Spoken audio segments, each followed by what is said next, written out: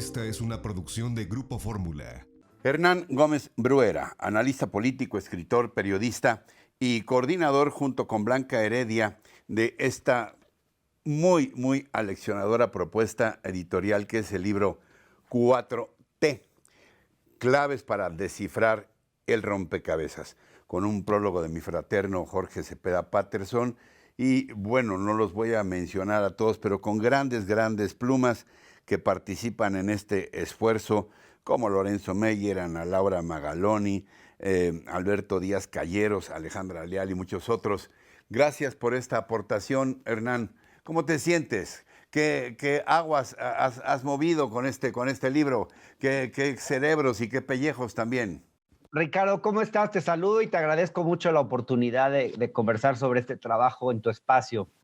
Mira, hicimos este libro porque sentíamos que hay mucho ruido en la conversación pública y poca reflexión. Y es una contribución para tratar de sacar la discusión que hay sobre el gobierno de López Obrador, que sentimos que está secuestrada en dos extremos, que no necesariamente ayudan a entender al personaje ni ayudan a entender este gobierno. De un lado, un sector radicalmente antiobradorista, que básicamente condena y critica sistemáticamente todo lo que venga de este gobierno. Y de otro lado, los que yo llamo los obradoristas religiosos, que celebran y defienden cuanta cosa haga o diga Andrés Manuel López Obrador sin capacidad de autocrítica, que hoy, después del resultado electoral, especialmente en las zonas urbanas del país, no solo la Ciudad de México, se necesita especialmente. Entonces, de lo que se trata es sobre todo de tratar de entender este momento tan complejo que estamos viviendo. Y en ese sentido, pues esta es una humilde contribución en esa dirección, Ricardo. Ahora, dime, ¿tenían Blanca y tú una bola de cristal? Porque este libro pareciera ser una anticipación, sí, pero también una crónica de lo que estamos viviendo. Retomo algo de lo que decías, después del resultado de la elección estamos viendo esto, ¿no? Esta diferenciación entre el voto rural, el voto urbano. En la Ciudad de México, una clara diferenciación, ¿no?, entre el oriente y el poniente. Pareciera ser que tendremos que aceptar que la calzada de Tlalpan es una nueva frontera adentro de la ciudad, una especie de muro.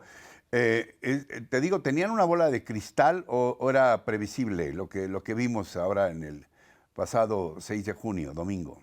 Ricardo, el presidente López Obrador viene perdiendo popularidad entre los sectores de clase media ya desde hace tiempo. Yo revisé algunas encuestas y sí se ve como entre los jóvenes, entre las mujeres, jóvenes de cierto nivel socioeconómico, digamos medio y medio Sí. alto, el presidente ya venía perdiendo cierta simpatía, no de forma, digamos, escandalosa, pero sí, entre las mujeres.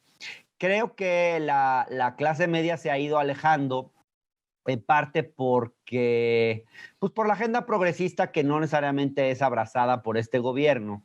Y porque este gobierno de alguna forma ha tenido que hacer una elección estratégica y al centrarse en los más pobres de los pobres, pues creo que deja de alguna forma descuidada a la clase media. Al establecer esas prioridades, deja un poco en el descuido a la clase media. Y hay también una parte de la clase media que en esta división tan tajante que se hace entre, digamos, entre fifís y pueblo, pues que no se sienten cómodos frente a esa narrativa, frente a ese discurso, digamos, polarizante, por llamarlo de alguna manera. De blanco y negro. Sí, en ese sentido, y que obligados a elegir, pues han preferido, digamos, sentirse parte del sector privilegiado que del sector no privilegiado. Creo que es una mezcla de cosas, es el resultado de esta elección, hay que analizarlo desde distintas variables, es bastante complejo, pero lo que se puede ver es que el país quiere más 4T,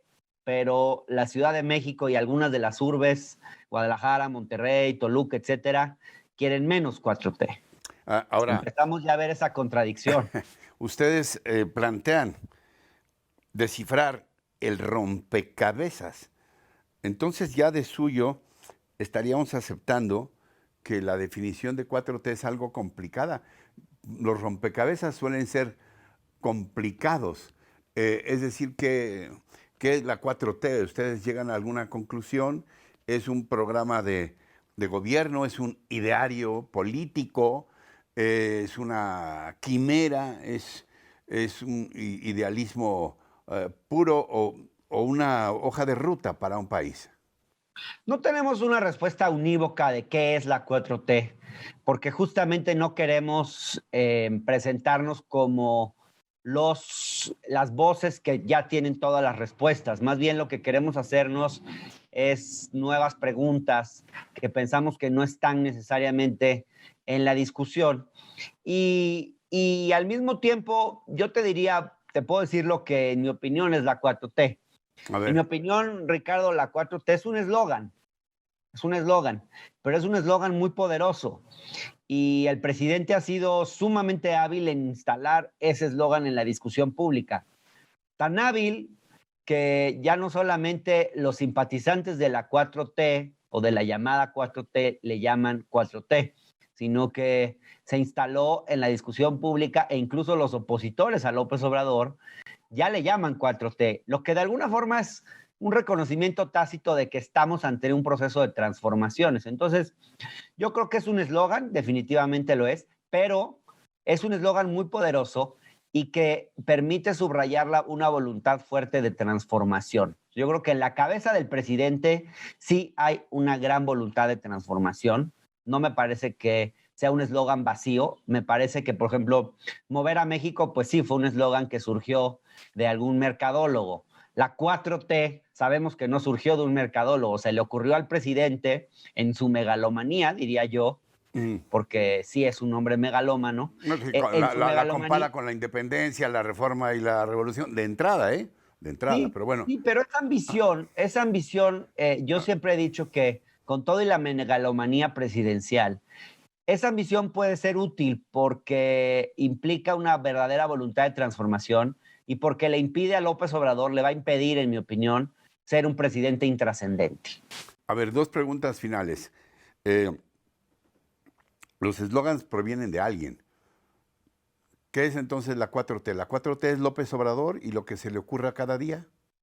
La 4T es una cosa muy compleja y a nosotros nos asombra y por eso hablamos de descifrar un rompecabezas, Ricardo, porque de lo que se trata es de unir muchas piezas inconexas. Todos los días estamos sujetos a un bombardeo impresionante de información, nuevas decisiones que se toman, nuevos frentes de conflictos que se abren en las mañaneras y son tantas cosas que a veces no podemos entender. Bueno, ¿cuál es la esencia de todo esto? ¿Qué es lo que a fin de cuentas marca este gobierno? Eso es lo que estamos tratando de entender. Dentro de todo ese ruido Mm. de opiniones, de voces, de declaraciones presidenciales, ¿con qué nos quedamos a fin de cuentas? ¿Dónde está lo esencial? Y eso es lo que estamos tratando de entender, digamos, de unir las piezas y lo hacemos no desde la soberbia, tratamos de hacerlo desde la humildad, desde quien reconoce que no entiende, que no sabe y que está buscando entender.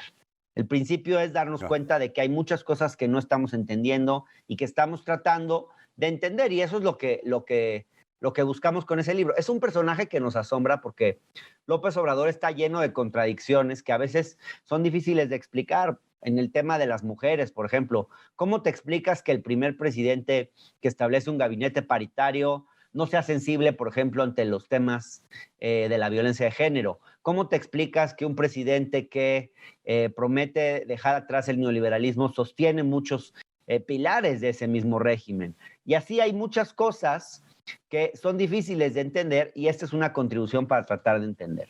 ¿Qué esperas, pues, finalmente que encuentren tus lectores en este libro, en esta aportación, Hernán? Pues mira, Ricardo, lo que queremos fundamentalmente con este libro es que la gente pueda formarse una opinión propia del gobierno de López Obrador, menos polarizada y más matizada.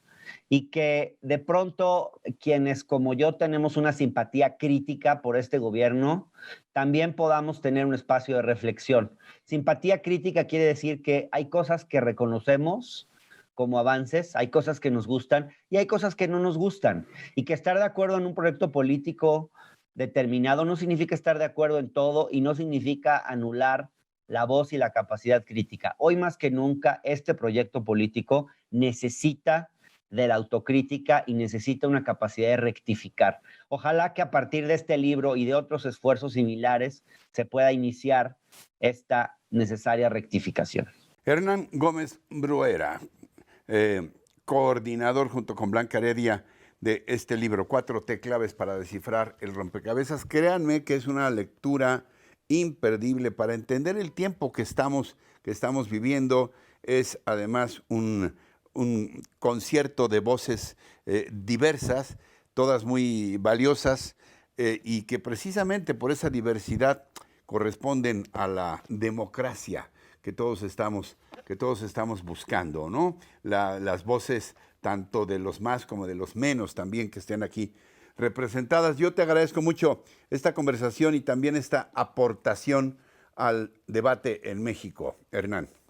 El agradecido soy yo, Ricardo, por este espacio y te agradezco mucho y te mando un gran abrazo. Gracias, igualmente para ti. Hasta pronto. Hasta pronto. Encuentra más contenido como este en radioformula.mx.